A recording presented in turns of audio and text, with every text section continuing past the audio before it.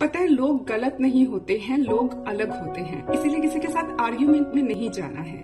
अगर आपकी बात किसी से नहीं मिल रही, उसके साथ समस्या हो रही है, तो आप ना उससे पूछ सकते हो, एक्सप्लेनेशन मांग सकते हो कि बताओ तुमने ऐसा क्यों सोचा, या बताओ तुमने ऐसा क्यों कहा, बताओ तुमने ऐसा क्यों किया, ताकि वो धीरे धीरे ना समझ सके कि उसका इंटेंशन क्या है, या उसने जहां से बात शुरू की है, जिस आधार पर उसने ये कहा है, वो आधार कितना सही है, कितना गलत है। लेकिन कुछ लोग ऐसे होते हैं जिनका इंटेंशन क्लियर होता है, आपको हानि पहुंचाना या फिर आपको मुश्किल में पड़ते हुए देखना। तो ऐसे लोगों से ना आपको कोई सवाल नहीं पूछना है।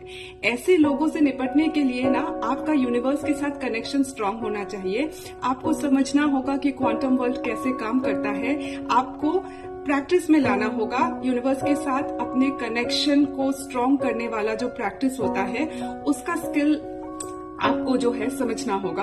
और उसके बाद पता है क्या होता है कि आप कहते रहेंगे कि देखो हम तो यूनिवर्स का ये नियम मान करके चलते हैं, भले ही उस आदमी से ना कहे। जनरली आप जब कहते रहेंगे ना, तो जो आदमी लगातार आपको हानि पहुंचाने की कोशिश कर रहा है, वो समझेगा कि कुछ तो है कि इस इंसान को हमने इतना बर्बाद करने की कोशिश की, लेकिन इस पर कोई असर ही नहीं पड़ता।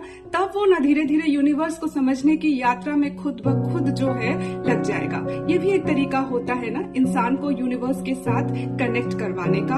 और हो सकता है कि वो भले ही आपको आकर के ना कहे कि शुक्रिया, मेरा जीवन बदला आपकी वजह से, लेकिन यूनिवर्स जो है ना वो देख रहा है कि आप किस तरह से काम कर रहे हो, तो आपको यूनिवर्स की ब्लेसिंग्स मिलती ही रहती है। अब याद कीजिए कि कहाँ से बात शुरू हुई थी, यहाँ से कि लोग अलग होते हैं, लोग गलत नहीं होते। तो आपको अपनी सर्विस इसी तरह से देनी होगी ताकि यूनिवर्स का ब्लेसिंग्स आपको मिल सके।